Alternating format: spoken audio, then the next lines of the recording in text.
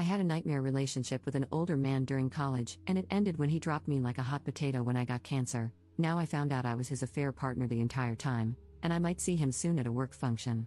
Posted by you/Captain Gazpacho. When I, 29F, was 21, I dated a guy who was too old for me.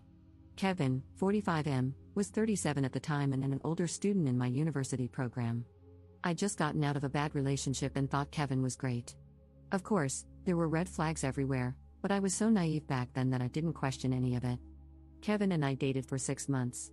He quickly told me he loved me and asked me, pretty aggressively, to move to his home city after graduation. Great, right? Still ignoring the red flags. In my last semester, I was diagnosed with cancer, and my world fell apart. The day I got my diagnosis, Kevin made out with another woman at a party in front of me. I left in tears. That night, he broke up with me via email, saying we weren't a good fit anymore because of my impending medical emergency. He admitted he was only with me out of pity after my previous abusive relationship and added that all our friends thought I was annoying and no one liked me. I felt like I'd been punched in the gut. My memories of that week are a blur. I had to drop out of the semester and take a medical leave of absence. In the meantime, Kevin followed me around campus, demanding to know why I wouldn't talk to him and insisting that I forgive him. I remember looking at him like he was insane. I asked him, "So, are you apologizing for what you did?" And he said, "Of course not, I didn't do anything wrong. It's not fair that you're angry at me like this." I told him to go to hell and focused on getting my paperwork squared away and moving back home for chemo. That period of my life was a nightmare, and I don't like thinking about it.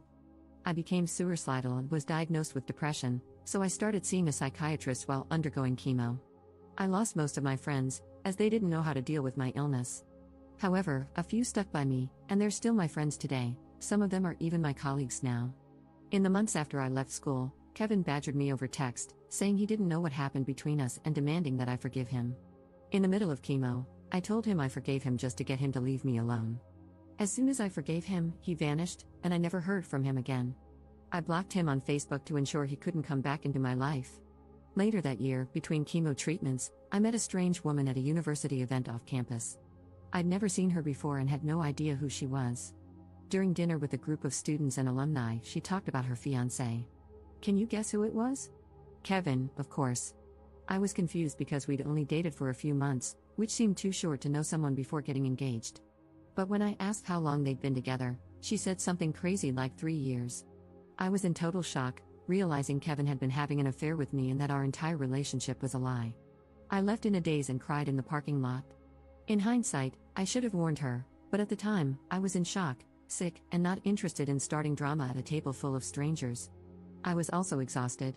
Later, I thought about finding her on Facebook, but I didn't know her name and worried that saying something would invite more harassment from Kevin, so I let it go. The good news is that I'm still here and happily in remission. 2 years after leaving school, I finally felt human again and went back to finish my degree. By then, I was doing really well.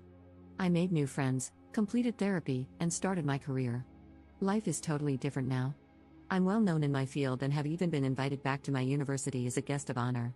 My professors want me to speak to students, and I'll have a chance to network with visiting alumni who are big names in my industry. It's an amazing opportunity, and I was really looking forward to it. The only problem is that Kevin is on the guest list, along with a woman who shares his last name, presumably his wife. When I saw their names, my heart sank. The guest list is small, with maybe 50 alumni, so we're bound to run into each other. I can't skip the event because it's important, and I already promised I'd be there. Plus, I don't want to avoid things out of fear of running into someone like him. How do I handle seeing Kevin again? Should I treat him like a stranger? What if he tries to hug me like we're old friends? That's something he would do.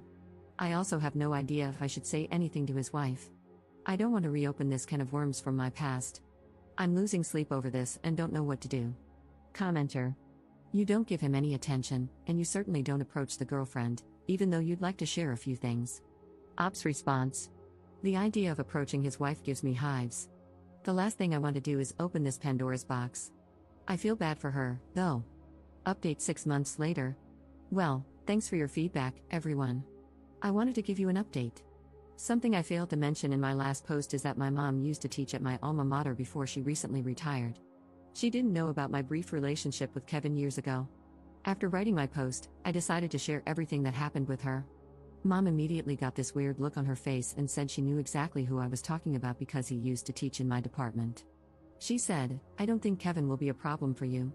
When I asked why, she said, "Trust me, you'll see. That guy is kind of a loser." So I went to the event, and it was amazing. I took some of the advice here and brought a girlfriend so I wouldn't be alone in case Kevin tried to pull something. I met a bunch of alumni and ran into a couple of people I had lost touch with when I got sick. Everybody was thrilled to hear how well I'm doing, and my speech got an ovation when I was done.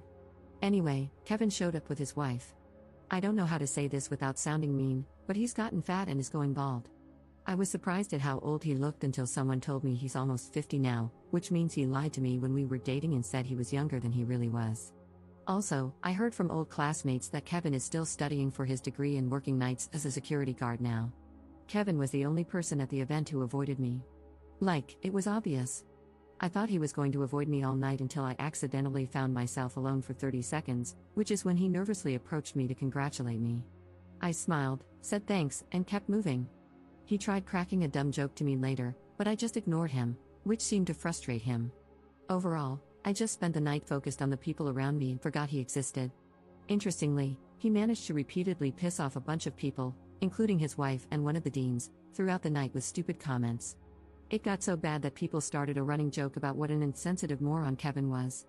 I'm so glad I went and didn't allow one jerk from my past to make me hide. I had a great time and was surprised at how unafraid I felt when I saw Kevin again. The memories from that time of my life were so traumatic, but now he's just some jerk I once knew. I'm not sure now WTF I ever saw in him or why I was ever scared of him. Oh, and by the way, I recently started a great new job that came with a big raise, which means I'll have my student loans paid off this year, so life is good. Thanks for your help, Reddit. Edit. Wow, the comments got locked fast. 2 things I wanted to add. 1. An acquaintance recently told me that Kevin and his now wife were apparently in an open relationship for a long time, including while he and I were together, and that she closed the relationship a few years ago because she got annoyed. I can only imagine the shenanigans. I feel better knowing he didn't cheat on her, even though he still cheated on me, and, of course, he didn't tell me about his wife at all. Whatever, though.